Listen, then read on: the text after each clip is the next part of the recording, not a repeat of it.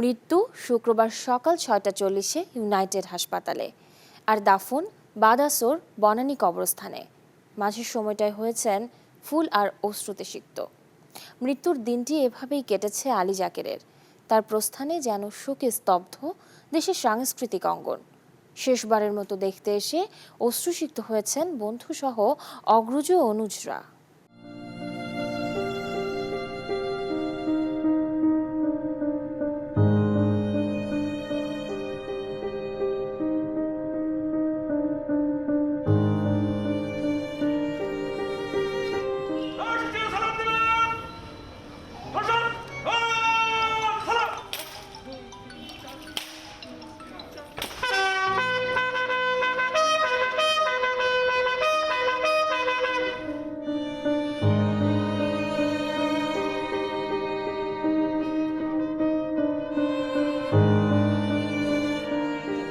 যে একটা মানুষ এত শক্তিশালী, এত বিশাল, এত কিছু করেছে, কিন্তু মন থেকে একটা শিশু এর বিরল যে ব্যাপারটা সেটা ওর মধ্যে ছিল।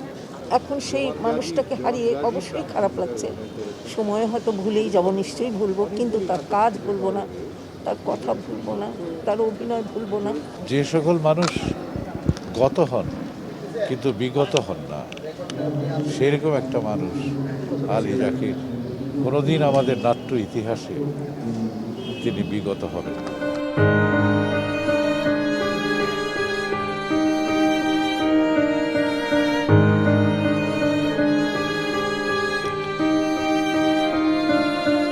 এই মুক্তিযুদ্ধ জাদুঘর তার এবং তার 7 বন্ধুর তৈরি করা, এবং এখানেই যথাযথভাবে তাকে শেষ শ্রদ্ধা জানানো হলো।